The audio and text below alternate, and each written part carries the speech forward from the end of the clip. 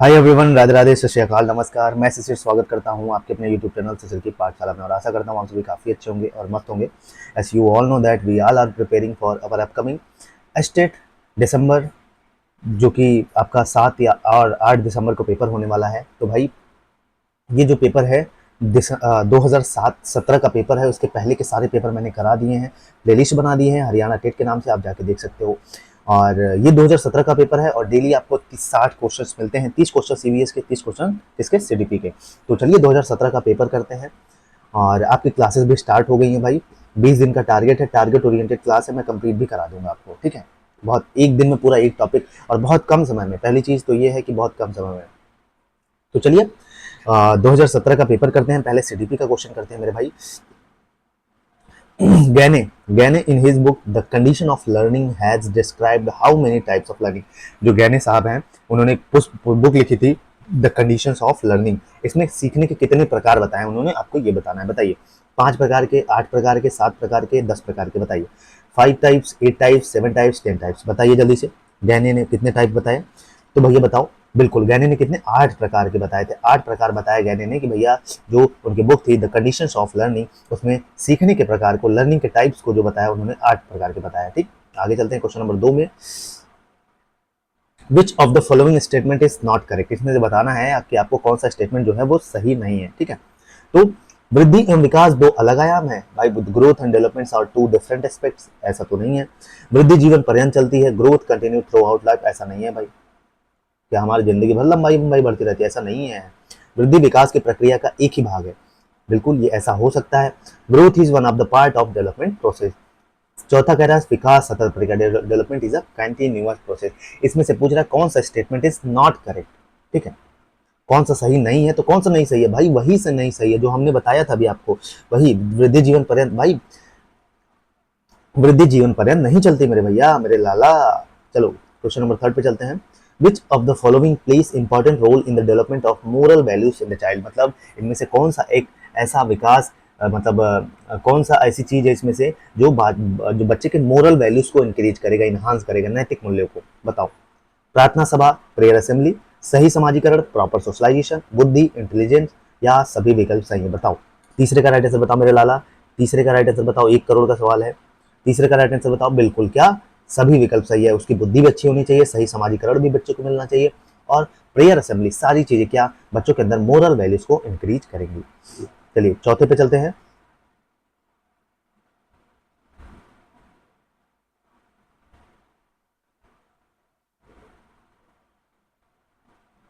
ये हमारा question number 4। निम्नलिखित में से कौन सा अनौपचारिक शिक्षा का स्रोत नहीं है? Which of the following is not a source of informal education. Question क्या कह रहा है कि इसमें से कौन सा एक इनफॉर्मल सोर्स नहीं है एजुकेशन का, ठीक है। तो माता पिता द्वारा जो शिक्षा दी गई है, ये क्या एक एजुकेशन गिवन बाय और पेरेंट्स, क्या एक इनफॉर्मल एजुकेशन है?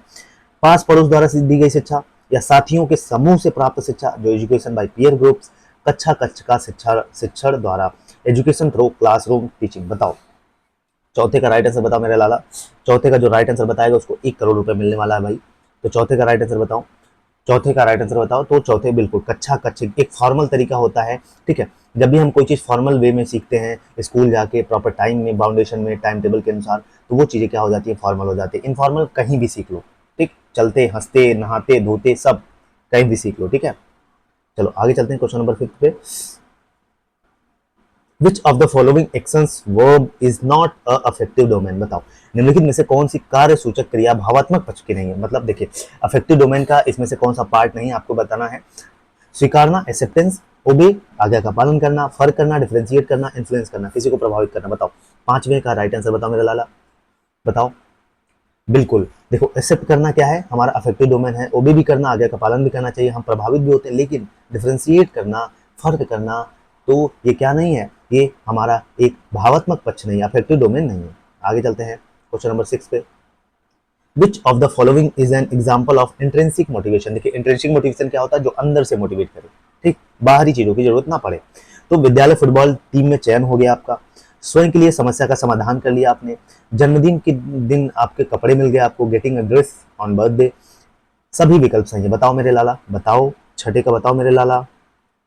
तो छठे का क्या हो जाएगा, छठे का दूसरा राइट आंसर, स्वयं के लिए समस्या का समाधान कर लेना। कोई भी प्रॉब्लम है आपने खुद से उसका सॉल्यूशन खोज लिया, तो ये आपके लिए एक इंट्रिंसिक मोटिवेशन का काम करता है। चलिए आगे चलते हैं मेरे लाला, क्वेश्चन नंबर 7वें में, विच of the following is the characteristics of the stage of letter childhood. देखिए लेटर चाइल्डहुड कल बताया था स्टेजेस ऑफ चाइल्डहुड, उसमें से ये क्वेश्चन पूछ लिया गया, ऐसा पढ़ाऊंगा पूछा जाएगा, ठीक है। तो लेटर चाइल्डहुड का कौन सा इसमें लक्षण है बताना है आपको। हठी, बच्चा सेल्फ असर्शन होता है, जिद्दी होता है, समय की संकल्पना, टाइम कॉन्सेप्ट, सामाजिक संकल्पना, सोशल टेंडेंसी बच्चे के अंदर आ जाती है, या वीर पूजा, हीरो वर्शिप। हीरो वर्शिप तो भाई एडल्ट्स में आती है। चलो बताओ, अच्छा ठीक है, 7वें का राइट आंसर बताओ। बिल्कुल, सोशल टेंडेंसी जो होती है हमारे बच्चे के अंदर, सामाजिक भावना होती है, जो समाज से रिलेटेड एक कॉन्सेप्ट होता है बच्चे के दिमाग में, कब बनता है, ये बनता है लेटर चाइल्डहुड में, ठीक है, जिसको हम क्या बोलते हैं, प्री चाइल्डहुड और लेटर चाइल्डहुड, ठीक। तो ये लेटर चाइल्डहुड है। 8वां चलते हैं भैया, सॉरी 8वां चलते हैं, 8वां मेरे लाला, 8वां। चलो क्वेश्चन नंबर 8 पे आ गए हम। विच of the following statement is not correct, इनमें से कौन सा स्टेटमेंट है नहीं सही है, ये बताना है। मेधा एवं सृजनात्मकता एक दूसरे के पर्यायवाची हैं, मतलब इंटेलिजेंस और क्रिएटिविटी जो है एक दूसरे के सिनोनिम्स हैं, पर्यायवाची हैं। क्या ऐसा है? एक मेधावी बालक हो सकता है, सृजनात्मक बालक ना हो। बिल्कुल, एक इंटेलिजेंट पर्सन जो है जरूरी नहीं है वो क्रिएटिव हो। एक सृजनात्मक बालक ऊंचे दर्जे का मेधावी हो सकता है। एक क्रिएटिव पर्सन जो है वो हाई डिग्री ऑफ इंटेलिजेंस उसके अंदर हो सकती है, ऐसा हो सकता है। बिल्कुल, सृजनात्मकता का पोषण किया जा सकता है, क्रिएटिविटी कैन बी नर्चर्ड, तो क्रिएटिविटी को हम नर्चर कर सकते हैं। क्या ऐसा है? बताओ, 8वें का राइट आंसर बताओ, क्या इसमें से तुमको सही लग रहा है? बिल्कुल, इसका राइट आंसर मेधा और सृजनात्मकता जो है ये गलत है, ठीक है। दोनों क्या सिनोनिम, पर्यायवाची नहीं है, ठीक है। तो यही गलत हो गया, ठीक, मतलब गलत मतलब यही सही हो गया। चलो 9वें पे चलते हैं। 9वां क्या कह रहा है मेरे लाला? 9वां क्वेश्चन क्या कह रहा है मेरे लाला? उधेड़ दो सारे क्वेश्चन को, पेपर में फाड़ देना है पेपर को। विच of the following factor is responsible for individual difference among children, इनमें से कौन सा ऐसा फैक्टर है जो इंडिविजुअल डिफरेंस, मतलब व्यक्तिगत भिन्नता के लिए जिम्मेदार है? बताओ। माता पिता की मनोवृत्ति, हमारे पेरेंट्स का एटीट्यूड, बुद्धि इंटेलिजेंस, नस्ल हमारा रेस, स्थान कोई प्लेस स्थान। बताओ 9वें का राइट आंसर बताओ। तो 9वें का जो नंबर है वो सबको मिला था बराबर, ठीक है, इस पे स्टार लगा था तो ये सबको नंबर मिला था, ठीक। इसको छोड़ देते हैं। समानांतर खेल क्या है? What is parallel play? गजब, नया क्वेश्चन, वेरी इंपॉर्टेंट क्वेश्चन, नया नया क्वेश्चन, ऐसे क्वेश्चन पूछे जाते हैं। समानांतर खेल क्या है बताओ? समूह में खेलना, प्लेइंग इन ग्रुप्स, छोटे समूह में सहभागित्व, participation in small group, role play करना, अलग अलग खेलना, प्लेइंग सेपरेटली। बताओ समानांतर खेल क्या है? पैरेलल मतलब कोई चीज उसके पैरेलल खेलना। बताओ बताओ जल्दी से, 10वें का राइट आंसर बताओ। बिल्कुल, जो अलग अलग खेलना, प्लेइंग सेपरेटली, ये क्या है? क्या है? हमारा एक पैरेलल प्ले है, ठीक है। चलो आगे चलते हैं 11 पे। चलो 11 क्या कह रहा है मेरे लाला? Which of the following teaching strategy fulfils learning objective under cognitive, affective and psychomotor domain. कह रहा है कि इनमें से कौन सी शिक्षण व्यूह रचना है जो संज्ञानात्मक, भावात्मक और मन योगात्मक पक्षों के तहत अधिगम उद्देश्यों को पूरा करता है। मतलब ये कह रहा है कि भैया जो हमारे, देखो क्या क्या होते हैं, कॉग्निटिव, अफेक्टिव और साइकोमोटर डोमेन होते हैं, तो इनमें से कौन सा टीचिंग स्ट्रेटेजी को फुलफिल करता है, ठीक है, लर्निंग ऑब्जेक्टिव के टीचिंग स्ट्रेटेजीज को फुलफिल करता है? बताओ। व्याख्यान, लेक्चर्स, समूह चर्चा, ग्रुप डिस्कशन, भूमिका निर्वहन, रोल प्लेइंग, या अधिक्रमित अनुदेशन, प्रोग्राम इंस्ट्रक्शन। बताओ 11वें का राइट आंसर बताओ। तो बिल्कुल क्या, भूमिका निर्वहन, जो हमारा रोल प्ले है, ये हमारा कॉग्निटिव, अफेक्टिव और साइकोमोटर डोमेन को, के लर्निंग ऑब्जेक्टिव्स को, जो स्ट्रेटेजी है उसको फुलफिल करता है, ठीक। चलिए question number 12, which of the following environment factors affects the personality, इनमें से कौन सा एक पर्यावरणीय कारक व्यक्तित्व को प्रभाव करता है? बताओ, प्रभावित करता है। कौन सा एनवायरमेंटल फैक्टर है जो हमारी पर्सनालिटी को प्रभावित करता है? बताओ। सामाजिक कारक, सोशल फैक्टर्स, सांस्कृतिक कारक, कल्चरल फैक्टर्स, आर्थिक कारक, इकोनॉमिक फैक्टर्स, सभी विकल्प सही है। बताओ मेरे लाला, बताओ कौन सा सही है? 12 का राइट आंसर बताओ। तो इसमें सही विकल्प, सभी विकल्प सही। बिल्कुल, सामाजिक कारक क्या है? एक पर्यावरण का ही कारक है। सांस्कृतिक कारक एक भी पर्यावरण का ही कारक है। आर्थिक कारक भी क्या है? एक हमारा एनवायरमेंटल फैक्टर्स है जो पर्सनालिटी को क्या अफेक्ट करता है। आगे चलते हैं 13 13 विच of the following method is not appropriate for teaching eight primary level, मतलब बच्चों को प्राइमरी लेवल पर पढ़ाने के लिए इनमें से कौन सा टीचिंग मेथड है जो सुटेबल नहीं है? बताओ। समस्या समाधान विधि, प्रॉब्लम सॉल्विंग मेथड, गतिविधि उपागम, एक्टिविटी अप्रोच। बिल्कुल एक्टिविटी अप्रोच तो भाई है, जरूरी है। व्याख्यान, लेक्चर विधि इतना जरूरी नहीं है। प्रोजेक्ट विधि। बताओ 13 का राइट आंसर बताओ। तो भैया देखिए, समस्या समाधान विधि बिल्कुल है, गतिविधि एक्टिविटी कराना चाहिए बच्चों को बिल्कुल। लेक्चर उक्चर मत दो यार, ये सब सीनियर सीनियर क्लासेस में की जाती हैं। लेक्चर मेथड किस पे? सीनियर क्लासेस में की जाती हैं। चलो 14 पे चलते हैं। कुछ चीजें ऐसे ही काट सकते हो आप, ठीक है, काटना सीखो। जिंदगी काटती है, तुम लोगों का काटना सीखो, ठीक है, अच्छे तरीके से काटो, ऐसा काटो कि तुम्हारा कहीं सिलेक्शन हो जाए। चलो आगे चलते हैं। अधिगम के नियम के तहत तत्परता का प्रतिपादित किया गया। देखिए हिंदी में जब पूछा है, और इंग्लिश में देखो, the law of readiness as one of the law of learning has been propounded by. देखिए इंग्लिश कितना प्यारा शब्द लिखता है, ऐसा नहीं हिंदी नहीं लिखता है, इंग्लिश लिखता है। तो मतलब ये कह रहा है कि जो लॉ ऑफ रेडीनेस है, जिसको हम तत्परता का नियम कहते हैं, ये जो लॉ ऑफ लर्निंग का है, एक लॉ ऑफ लर्निंग का क्या है, एक एक लॉ है, तो इसको किसने प्रोपाउंड किया, किसने प्रतिपादित किया बताओ? थांडाइक साहब ने कर दिया था, वाटसन साहब ने कर दिया था, और पेट्रोविच पावलाव। देखिए नाम पूरा लिखा है, इवान पेट्रोविच पावलाव। पावलाव पावलाव रटे रहते हैं हम लोग। और एक मैक्स वर्देमर है, बताओ किसने किया था लॉ ऑफ रेडीनेस? बताओ 14 का राइट आंसर बताओ। तो बिल्कुल Edward L Thorndike. Edward L Thorndike, Thorndike साहब जो थे, ये लॉ ऑफ रेडीनेस को प्रोपाउंड किए थे। चलिए 15 पे चलते हैं। निम्न में से किसी व्यक्तित्व की नैतिकता वाली भुजा कहेंगे, मतलब which of the following is known as ethical moral arm of personality? बताओ इनमें से कौन सा एक है which of the following is known as ethical moral arm of personality? बताओ मेरा लाला, लाला लाला लाला। ईद ईगो, सुपर ईगो, या ईद एंड सुपर ईगो? बताओ। उपाह, आत्मा, परा, ईद तथा सुपर ईगो। 15 का राइट आंसर बताओ। तो इसका राइट आंसर आपका थर्ड हो जाएगा, क्या? परा, सुपर ईगो। सुपर ईगो जो है क्या है? एक हमारा ethical and moral arm of the personality है। चलिए 16 पे चलते हैं। The subject matter of educational psychology revolves round which of the following की फैक्टर? शिक्षा मनोविज्ञान की विषय वस्तु निम्न में से किन मुख्य कार्यों के ओत प्रोत घूमती है? मतलब ये क्वेश्चन कह रहा है कि the subject matter of educational psychology revolves around which of the following की फैक्टर? जो हमारा एजुकेशनल साइकोलॉजी है, किस की फैक्टर के, इनमें से जो ऑप्शन है, किस की फैक्टर के बीच रिवॉल्व करता है या इर्द गिर्द घूमता है? बताओ। विद्यार्थी एवं अधिगम अनुभव, लर्नर एंड लर्निंग एक्सपीरियंसेस, शिक्षक एवं शिक्षण अधिगम प्रक्रिया, टीचर एंड लर्निंग प्रोसेस, अधिगम परिस्थितियां लर्निंग सिचुएशंस, या सभी विकल्प सही है? बताओ। 16 का राइट आंसर बताओ। 16 का राइट आंसर बताओ। बिल्कुल इसका राइट आंसर है चौथा, और सभी ऑप्शन सही है भाई।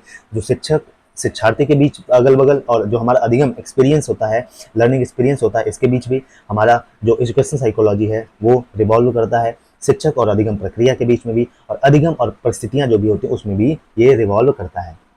चलो आगे चलते, इसी के इर्द गिर्द घूमते हैं। 17, पुनर्बलन निम्नलिखित में से किस प्रक्रिया का भाग है? बताओ। री enforcement is a part of which of the following process? बताओ, री enforcement is a part of which of the following process?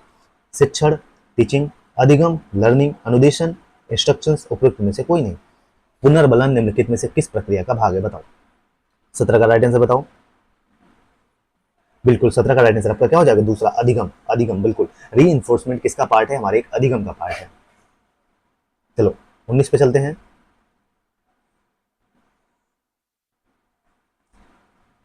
17 मतलब 18,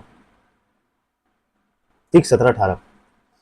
how many stages of cognitive development has been narrated by Jean पियाजे? देखिए बहुत simple question पूछ लिया कि gene पियाजे ने जो अवस्था है, जो कॉग्निटिव डेवलपमेंट की अवस्था, उनकी जो संज्ञानात्मक थियरी है, उस पर उसमें उसमें कितनी स्टेजेस बताई? बताओ। 8, 5, 6, 4? बताओ। 18 बहुत आसान क्वेश्चन। तो 4 स्टेजेस बताइए, कितनी? 4 अवस्थाएं बताइए, ठीक है। आगे चलते हैं 19 पे। Which of the following is not a characteristics of introvert personality? निम्नलिखित में से कौन सा लक्षण अंतर्मुखी व्यक्तित्व का नहीं है? बताओ। Which of the following is not a characteristics of introvert personality? Self-centered, conservative, sociality, submissive? आत्मकेंद्रित, रूढ़िवादी, सामाजिकता, दब्बू? बताओ। Which of the following is not a characteristic of introvert personality? Extrovert होता है, introvert होता है। extrovert वाले क्या होते हैं? हाँ, extrovert वाले क्या होता है? बहुत ज्यादा बोलते हैं भाई। introvert वाले भाई कम बोलते हैं। बताओ 19 का राइट आंसर बताओ। तो बिल्कुल क्या सामाजिकता हो जाती है, इनके अंदर सोशियलिटी रहती है, इंट्रोवर्ट, ठीक है। आगे चलते हैं। नहीं है तो इंट्रोवर्ट, बिल्कुल सामाजिक रहोगे तो मतलब ज्यादा बोलोगे तो मतलब एक्सट्रोवर्ट।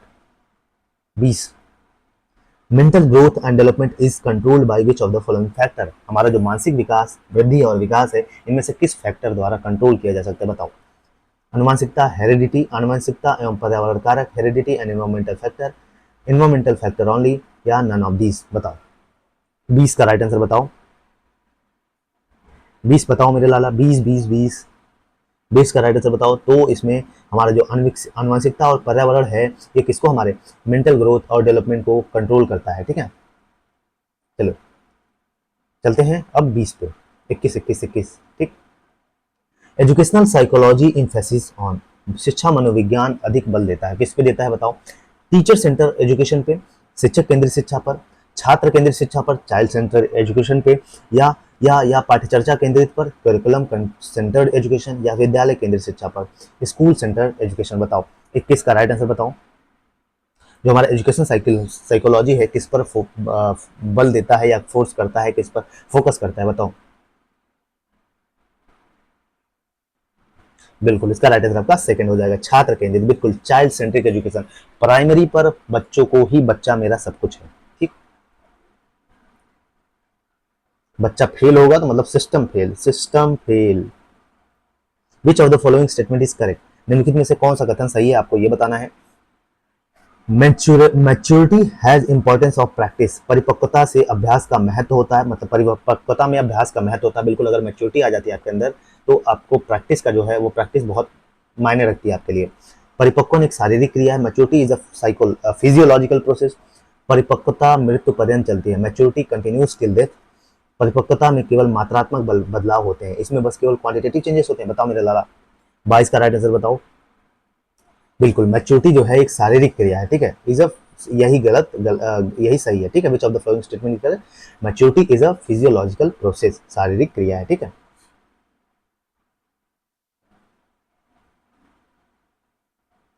चलिए, the stage when child drive less enjoyment from his parent is related to his, मतलब एक ऐसी अवस्था जब बच्चा अपने अभिभावकों के साथ कम आनंदित होता है। बच्चा बचपन में रहता है तो खूब मजा लेता है, उसके बाद बड़ा हो जाता है तो उनको पेरेंट से भागता है। तो किससे भागता है बताओ। शारीरिक विकास से, फिजिकल डेवलपमेंट से, मानसिक विकास से, मेंटल डेवलपमेंट से, भाषा विकास से, लैंग्वेज डेवलपमेंट से, सामाजिक विकास से, सोशल डेवलपमेंट से। बताओ 23 का राइट आंसर बताओ। 30 का राइट आंसर बताओ। 30 का राइट आंसर आपका क्या हो जाएगा, चौथा, क्या, सामाजिक विकास से, सोशल डेवलपमेंट से। चलिए 24 पे चलते हैं। A normal child belongs to which of the following IQ level, मतलब किस बुद्धि लब्धि स्तर पर बालक सामान्य बुद्धि वाला कहलाता है, मतलब किस बुद्धि लब्धि स्तर का बालक सामान्य बुद्धि वाला कहलाता है। बताओ सामान्य बुद्धि आईक्यू लेवल किस, कहाँ से कहाँ तक आता है बताओ। 70 से 79, 80 से 89, 90 से 109, 110 से 119। बताओ 24 का राइट आंसर बताओ। तो बिल्कुल 90 से 109 वाले जो इस किस में आते हैं, सामान्य बुद्धि वाले आते हैं, ठीक है। चलो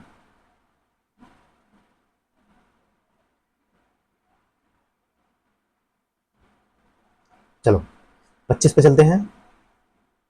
A valid and reliable method to draw conclusion about interest and aptitude of the learner is, मतलब शिक्षार्थी की जो अभिरुचि है और उसकी अभिक्षमता है, मतलब उसके क्या है, उसका इंटरेस्ट और एप्टीट्यूड है, वैध एवं विश्वसनीय निष्कर्ष पर पहुंचने की कौन सी विधि है। बताओ वस्तुनिष्ठ प्रेक्षण विधि, ऑब्जेक्टिव ऑब्जर्वेशन मेथड, अंतर्निरीक्षण विधि, इंट्रोस्पेक्शन मेथड, प्रयोगात्मक विधि, एक्सपेरिमेंटल मेथड, सही विकल्प सही है। बताओ 25 का राइट आंसर बताओ। तो 25 का राइट आंसर आपका क्या हो जाएगा, पहला वस्तुनिष्ठ प्रेक्षण विधि, ऑब्जेक्टिव ऑब्जर्वेशन मेथड। चलो 26 पे चलते हैं। Teaching add is use in the class for, जो टीचिंग एड यूज होते हैं, जो शिक्षण सहायक सामग्री टीएलएम यूज होते हैं, क्यों उपयोग किया जाता है बताओ। विशिष्ट अधिगम परिस्थितियां निर्माण के लिए, क्रिएटिंग स्पेसिफिक लर्निंग कंडीशंस, शिक्षक के बोझ को कम करने के लिए, कक्षा में अनुशासन बनाए रखने के लिए, डिसिप्लिन मेंटेन करने के लिए, शिक्षण में आवश्यक होने के नाते। बताओ 26 का राइट आंसर बताओ। बिल्कुल किसमें, विशिष्ट अधिगम परिस्थितियां निर्माण के लिए, क्रिएटिंग स्पेसिफिक लर्निंग कंडीशंस, जो भी लर्निंग अधिगम की सिचुएशंस आती हैं उसको और इंटरेस्टिंग बनाने के लिए और रुचिकर बनाने के लिए इसका यूज होता है, टीएलएम का यूज होता है। चलो 27 पे चलते हैं। स्मृति स्तर के शिक्षण प्रतिमान के प्रतिपादक हैं, propounder of model memory level teaching is John F Herbart, H C Morrison, Ned Flanders, इनमें से कोई नहीं, नन ऑफ दिस। बताओ 27 का राइट आंसर बताओ। आपका पहला हो जाएगा John F Herbert. John F Herbert साहब जो हैं ये किसके हैं, शिक्षण स्मृति स्तर के शिक्षण प्रतिमान के प्रतिपादक, मॉडल ऑफ मेमोरी लेवल। चलो आगे चलते हैं।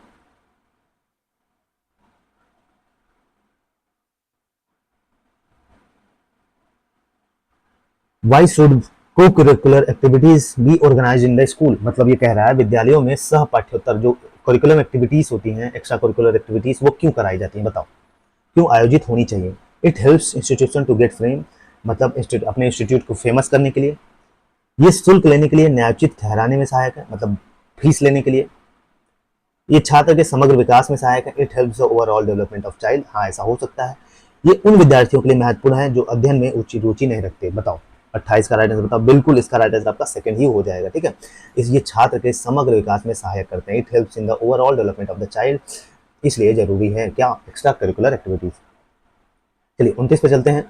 The dynamic force that energise behaviour and compels the child to act learn is, वह गत्यात्मक बल जो बालक के व्यवहार को ऊर्जा देता है और वह सीखने की क्रिया करता है, वह है। बताओ इनमें से कौन सा ऐसा गत्यात्मक फोर्स है जो डायनेमिक फोर्स है, जो बच्चे के बिहेवियर और मतलब उसको सीखने के लिए प्रेरित करता है। बताओ, ऊर्जा देता है, एनर्जी देता है। लक्ष्य, गोल, प्रबल प्रेरणा, ड्राइव, अवरोध, बैरियर, सभी विकल्प सही। बताओ 29 का राइट आंसर बताओ। तो इसका राइट आंसर प्रबल प्रेरणा, जो ड्राइव है भाई, ये हमारा बच्चे के सीखने के लिए प्रेरित करता है, बच्चों को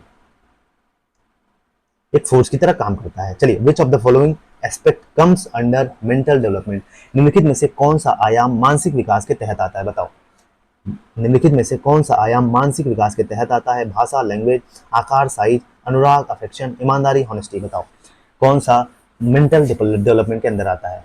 बताओ 30 का राइट आंसर बताओ। तो भैया हमारा भाषा जो है वो मेंटल के अंदर आता है, दिमाग के अंदर ही भाषा आता है भाई। आकार नहीं, ऐसा नहीं। अनुराग, अफेक्शन भी नहीं, ईमानदारी भी नहीं, ठीक है। तो चलिए इस वीडियो में यहीं तक। चैनल पर नया है तो चैनल को लाइक से सब्सक्राइब कर लीजिएगा। 20 दिन का टारगेट है, 20 दिन में पूरा सिलेबस कंप्लीट करा दूंगा। जय हिंद, जय भारत। ईवीएस और सीडीपीओ आपके डिमांड आ रहे हैं, जल्द ही हरियाणा जी के भी जो क्लासेस हैं उसकी भी स्टार्ट कर दूंगा, पीवाई को। जय हिंद, जय भारत।